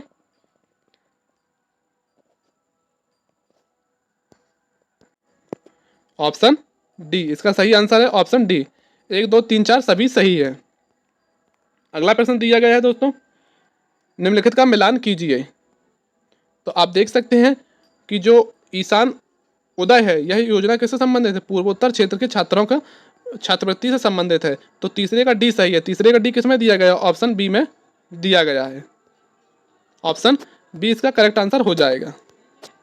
ऑप्शन बी दोस्तों, डी नहीं, ऑप्शन बी। अगला प्रश्न है दोस्तों कि सूची 1 और सूची 2 दिया गया है। इसका जो सही आंसर है दोस्तों, ऑप्शन बी इसका करेक्ट हो जाएगा, ऑप्शन बी। आप प्रश्न को वीडियो पॉज करिए और प्रश्न करने की कोशिश करिए। काफ़ी इंपॉर्टेंट प्रश्न है और हरियाणा के लिए, खासकर हरियाणा बच्चों के लिए काफ़ी इंपॉर्टेंट है। अगला प्रश्न दिया गया है दोस्तों, प्रतिवर्ष 29 जुलाई को सांख्यिकी दिवस मनाया जाता है? नहीं दोस्तों, 29 यह जून को मनाया जाता है। राष्ट्रीय सांख्यिकी आयोग की स्थापना 2004 में हुई थी, तो इसकी जो शुरुआत है, आयोग की स्थापना 2004 में हुई थी, 2005 में हुई थी। पहला और दूसरा दोस्तों गलत है। ग्रामीण क्षेत्रों के लिए उपभोक्ता मूल्य सूचकांक आधार 2012 में 100 है, तो ऑप्शन तीसरा बिल्कुल ठीक है दोस्तों, इसलिए हमारा हो जाएगा केवल 3। हरियाणा सरकार की निम्नलिखित योजना पोर्टल का मिलान कीजिए। इसका जो सही आंसर है, मेरी फसल मेरा ब्यौरा, किससे संबंधित है? यह संबंधित है किसान अपने घर से अपनी फसलों को बेचने के लिए और उर्वरक बीज ऋण जो ऋण है एवं कृषि उपकरण के लिए वित्तीय सहायता प्रदान करता है। तो ए का डी सही है, यानी कि ए का डी देखिए आप किस में दिया गया है, पहले का डी, तो ऑप्शन डी में दिया गया है, ऑप्शन डी करेक्ट हो जाएगा। अगला प्रश्न दिया गया है दोस्तों, प्रश्नों को थोड़ी जल्दी में इसलिए दोस्तों करा रहा हूं ताकि आपका जो है टाइम बच जाए। आप वीडियो पॉज करके करने की कोशिश करिए। सुप्रीम कोर्ट द्वारा शुरू किए गए फास्टैग का संबंध पूछ रहा है, क्या संबंधित है? तो पहला जो है 2021 में लॉन्च किया गया था, गलत है दोस्तों। यह 2022 में लॉन्च किया गया था, पहला गलत है। पूछ रहा है सही नहीं है, तो पहला तो दोस्तों हो जाएगा। फिर अब पहला किस में है? ऑप्शन 1 में है केवल, और ऑप्शन जा में है। चौथा दिया गया है दोस्तों fast and safe. Fast and safe नहीं है दोस्तों, फास्ट एंड सिक्योर है, सिक्योर सिक्योर। तो पहला और चौथा गलत है, दूसरा तीसरा सही है। तो पूछ रहा है गलत कौन सा है? तो गलत दोस्तों है ऑप्शन डी सही हो जाएगा इसका आंसर। अगला प्रश्न देखते हैं दोस्तों कि कोविड प्रावधानों पर विचार करें। तो आप इसका आंसर लगाइए।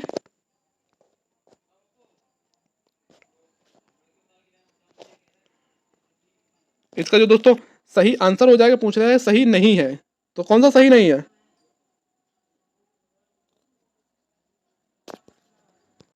इसका दोस्तों जो सही आंसर है वह है ऑप्शन डी। ऑप्शन डी इसका करेक्ट आंसर है। अगले प्रश्न को करते हैं कि यादविंद्र गार्डन पिंजौर पंचकुला के बारे में निम्नलिखित कथनों को पढ़ें और सही विकल्प का उत्तर दें। इसका जो दोस्तों सही आंसर हो जाएगा, 2 और 3 सही आंसर है। आप वीडियो को पॉज करिए और प्रश्न को, आप अगर हरियाणा के हैं तो प्रश्न को आप इजीली कर पाएंगे, करने की कोशिश करिए। निम्नलिखित का प्रसिद्ध धारणाओं के अनुसार मिलान कीजिए। तो इसका जो करेक्ट आंसर हो जाएगा, 5 नहरों का शहर, उसे हम कहते हैं पंचकुला। पहले का बी सही हो जाएगा। पहले का बी देखिए आप किस में है, तो पहले का बी ऑप्शन बी में है, तो ऑप्शन बी हमारा करेक्ट हो जाएगा, ऑप्शन बी। अगला प्रश्न देखते हैं दोस्तों, निम्नलिखित कथनों का मिलान करना था हमें।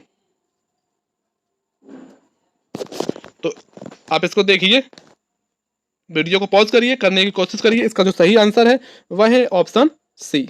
ऑप्शन सी इसका करेक्ट आंसर है, ऑप्शन सी।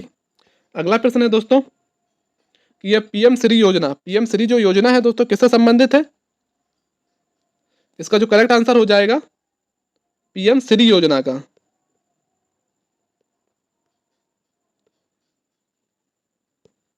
आप बताने की कोशिश करें। पीएम श्री योजना का जो सही आंसर है वह है ऑप्शन डी। कौन सा सही है? Option D. 1, 2, 4 विकल्प सही है, तीसरा विकल्प गलत है दोस्तों। अगला प्रश्न करने की कोशिश करिए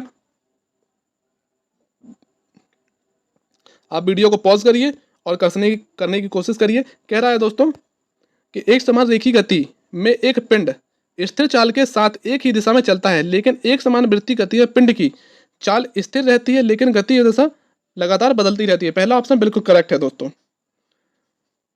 इसलिए हमारा पहला ऑप्शन ए तो फिर तो गलत हो गया, ऑप्शन तीसरा भी चला गया। अब बचा है सी। अब देखना हमें कौन सा सही है।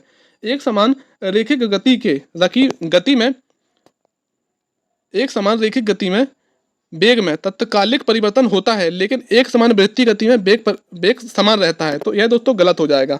जो इसका करेक्ट आंसर होगा वह हो जाएगा 99 का सी। केवल एक सही है, केवल एक सही है। अगला प्रश्न है दोस्तों, आप वीडियो को पॉज करिए, इसको करने की कोशिश करिए। इसका जो सही आंसर हो जाएगा कौन सा हो जाएगा, पढ़ लेते हैं। चलिए दोस्तों इसको करते हैं। लास्ट क्वेश्चन है, इसको करते हैं। स्वतंत्र रूप से गिरने वाली ये वस्तु पृथ्वी के गुरुत्वाकर्षण बल के तहत ऊंचाई से पृथ्वी की ओर गिरने वाली वस्तु है। तो इसका जो करेक्ट आंसर है पहला सही है। स्वतंत्र रूप से पृथ्वी की ओर गिरने वाले पिंड का त्वरण पिंड के द्रव्यमान पर निर्भर करता है, तो बिल्कुल नहीं करता, दूसरा गलत है। यदि किसी वस्तु को स्वतंत्र रूप से ऊंचाई से गिराया जाता है उसका प्रारंभिक वेग u शून्य होता है। यदि किसी वस्तु को ऊर्ध्वाधर ऊपर की ओर फेंका जाता है उसका अंतिम वेग v शून्य होता है। तो तीसरा सही है। पहला और तीसरा दोस्तों सही हो जाएगा, पहला और तीसरा इसका सही हो जाएगा। तो दोस्तों ये रहे दोस्तों 100 प्रश्न जो हमने करने की कोशिश की। आप दोस्तों इसकी अगर आपको पीडीएफ चाहिए तो टेलीग्राम चैनल पे मिल जाएगी। आप टेलीग्राम चैनल को चाहे तो ज्वाइन कर सकते हैं। मैं जो भी हाल फिलहाल में स्टेट पीसीएस के एग्जाम होते हैं उनको मैं कराता रहता हूँ, और टेलीग्राम चैनल पे आपको इसकी पीडीएफ मिल जाएगी। और आपको ये वीडियो कैसा लगा कमेंट्स बॉक्स में जरूर बताएं। आपने अगर हरियाणा पीसीएस का पेपर दिया है तो आपको ये पेपर कितना टफ, इजी या मॉडरेट लगा उसको कमेंट्स बॉक्स में जरूर बताएं। और चैनल को दोस्तों अगर थोड़ा सा भी लगा है कि मेहनत की गई है तो दोस्तों कम से कम 1000 सब्सक्राइबर आप पूरे करा दीजिए। चलते दोस्तों, मिलते हैं अगली वीडियो में। जय हिंद।